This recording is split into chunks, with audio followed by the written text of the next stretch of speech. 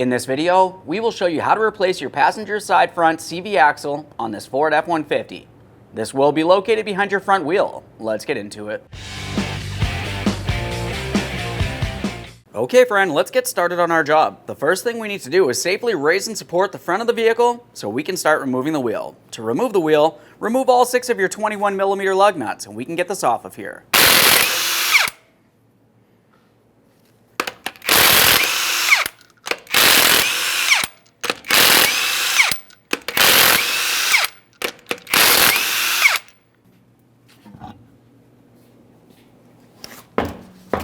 Now that we have the wheel out of the way, let's start removing our outer tie rod end from our steering knuckle.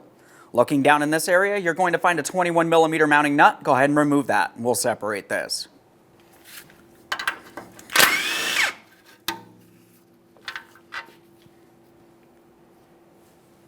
A quick inspection of your mounting hardware as you continue on, replace as necessary. Now to separate this, you can use a tie rod removal tool or just use a hammer. If you're using a hammer, we can lightly tap on the stud of the tie rod in here. You just want to be careful not to cause any damage to the threaded portion.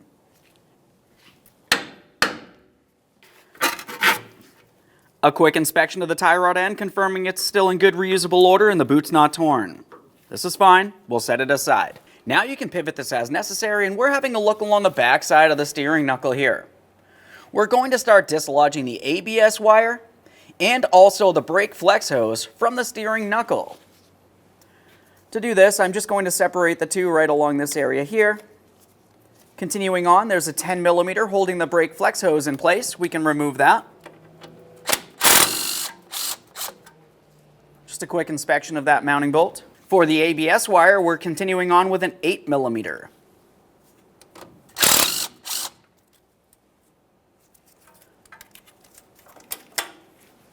Now with both of those dislodged, we can make our way along the backside here, and we're going to disconnect the caliper from the steering knuckle. For this, you're going to find you have two 21mm headed mounting bolts to remove. We'll start by removing the upper one, a quick inspection, and start it back in a couple threads.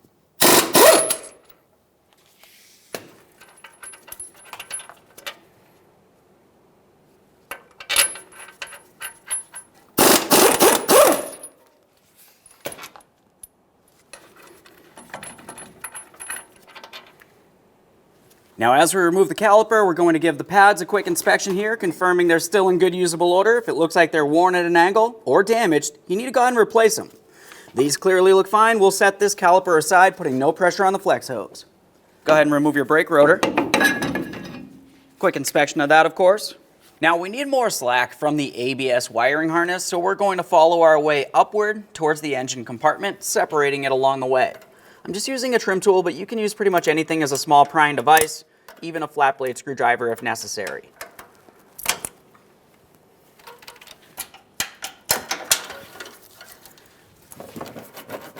Now we're making our way up into the engine compartment, and we're following the ABS wire all the way up to its connection point, located just behind your vehicle's battery.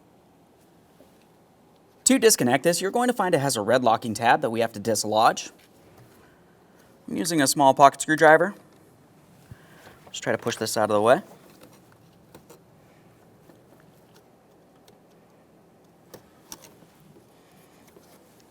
Now once you have that slid away, we'll continue on with our pocket screwdriver. In the area where that red locking tab is, there's a small push button that you want to go ahead and depress, and then disconnect the ABS wire from the connector.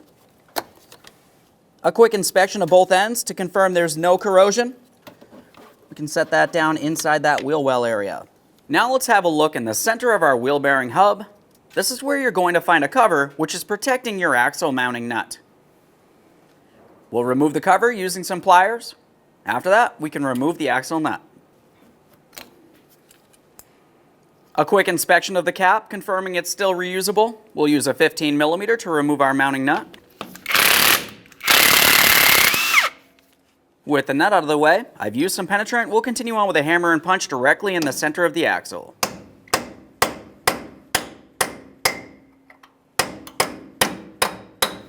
Now as you can see, I separated that from the bearing here. We can continue on. Let's pull this ABS wire down here. I'm going to temporarily wrap this around the wheel bearing, being extremely careful not to cause any damage.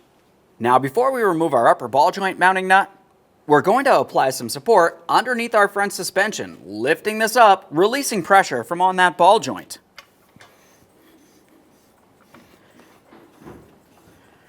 We'll be careful not to shift the vehicle off of your jack or jack stands.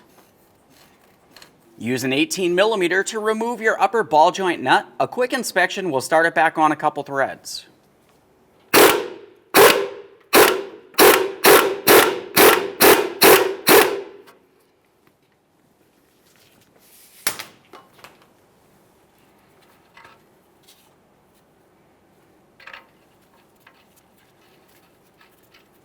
Continuing from here, we'll separate the ball joint from the steering knuckle. To do this, you can use a ball joint separator, or you can just lightly tap on this area with a hammer, causing vibration. We do want to be careful not to cause any damage.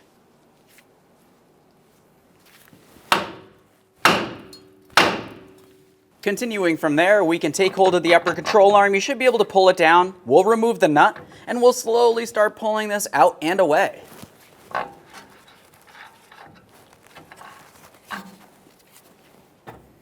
Now that we have that pulled away, let's pay attention to our two vacuum hoses leading down to that four-wheel drive actuator. For this, I'm just continuing with a trim tool. We'll pop that right off of there. A quick inspection, make sure the hoses are soft and pliable, not torn, worn, or damaged. We'll set those aside.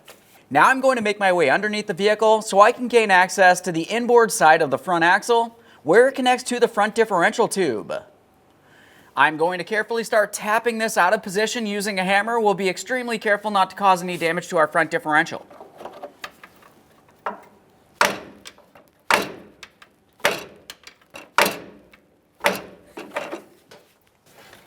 I can take hold of this, start sliding it out of there. Once you have that dislodged from the front differential, we're going to carefully start pushing the axle inboard, down and underneath that front differential tubing. After we have enough room to get it out from inside behind the wheel bearing, we can start lifting it up and out of here.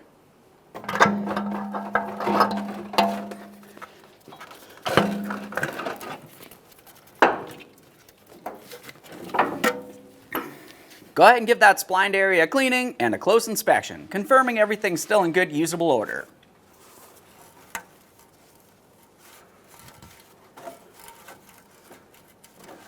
After cleaning that, we're going to make our way inside of the wheel bearing area here.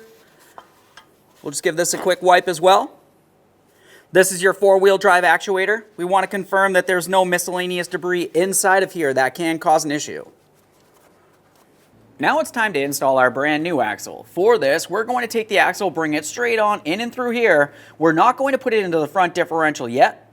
We'll just bring it down along that lower shield, and then we'll continue on to installing the outward side into the wheel bearing area.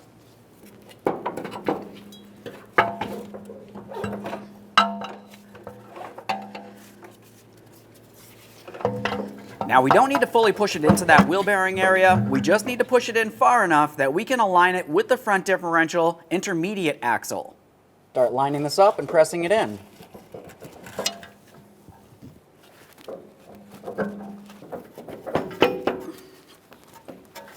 Now we're going to swing that knuckle up. We'll start aligning the axle. We're going to have to drive that in. Now we'll take hold of the axle itself and attempt to drive this axle inward towards the differential. It needs to make its way past that locking clip. Once you feel like you have it pressed in far enough, take hold of the inboard aspect of the axle, and we're going to attempt to pull it out and away. It should not slide away from this area. If it does, it's not locked in properly. That feels good. One more quick inspection visually here, confirming it's properly secured in there. Now we can start aligning this. We're going to bring it up close to where the upper ball joint stud is here. We'll bring the ball joint stud down and through that steering knuckle and start on the ball joint nut. Now we'll snug that up, and I'm going to torque it to 46 foot-pounds. If you found the ball joint stud spun on you while you were trying to tighten this, you could carefully pull down with a pry bar up against your coil spring and that control arm, pressing it into the steering knuckle, holding it in place.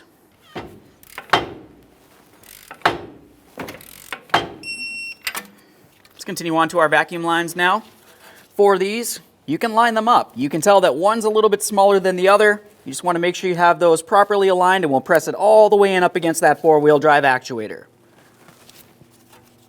Once you have it on there, just a quick wiggle, make sure it is in place. If it's loose, you can use a wire tie to hold it on. It's time to reinstall the brake rotor. Before doing so, we want to make sure we clean up the mating surface on our wheel hub and the back side of the rotor. You can use a wire brush and some parts cleaner if necessary.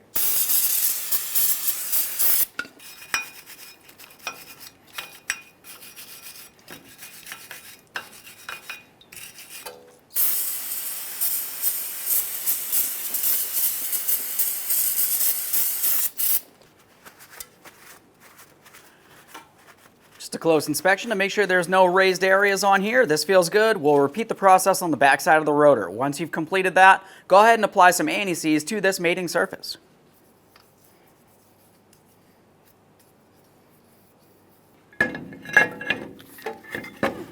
When installing the brake rotor, I like to use one of my lug nuts to hold it in place. Once we have this on here, we'll continue on to reinstalling our brake caliper. When installing the brake rotor, we'll make sure that we're not twisting our brake flex hose. That can cause a brake fluid restriction and a brake pull. I've cleaned up the threads on my mounting bolts and applied some blue thread locker. We'll start these in, snug them up. The torque for each of these is 184 foot-pounds.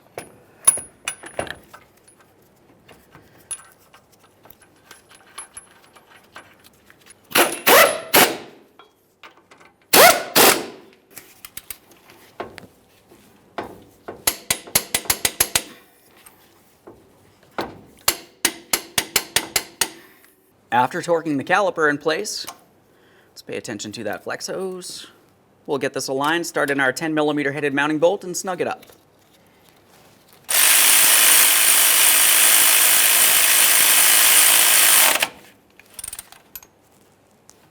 Now it's time to start resecuring the ABS wire. We'll bring this around into position. As for the plastic bracket, we want to make sure we have it in the proper orientation. The bolt should be up along the top of that plastic bracket, holding it in place to the steering knuckle. Start it in, snug it up. Let's continue following that ABS wire up along the flex hose here. We have a mounting point on the flex hose itself. Continuing up, we have a bracket. We'll slide this right onto that bracket. Now, as you make your way up this way, you want to make your way behind the brake line here. So we're going to go up and in between the brake line and the frame. And we'll be connecting this in all the way up along the top of the strut tower, just in the top corner here. As for the rest of this, we'll go ahead and take that and put it up inside the engine compartment, and we'll reconnect that in the end. Now we'll move along the front side of the steering knuckle. It's time to reattach our outer tie rod end. For this, you should be able to take your knuckle, swing it around as necessary. We'll get this in position. Start on your 21mm lug nut, bottom that out. The torque for that is 76 foot-pounds. Let's remove support from underneath our lower control arm.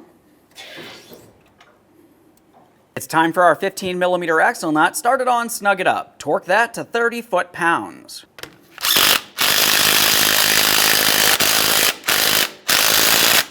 To torque this, it's easiest if you bring your vehicle closer to the ground. We're going to hold this steady so it can't rotate by using a pry bar directly across our lug studs down towards the ground diagonally.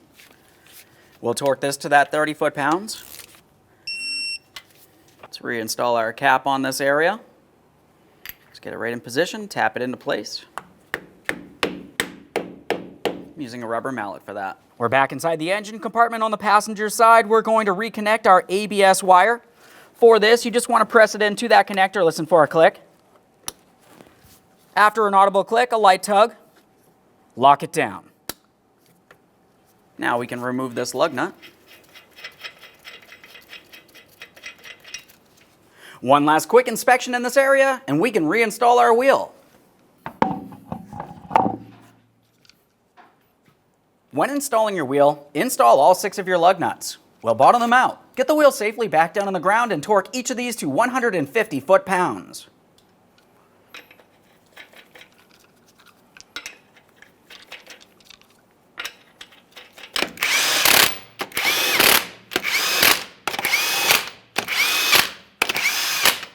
Now that we have the wheel back on the ground, we'll be torquing these in a crisscross manner to that 150 foot-pounds.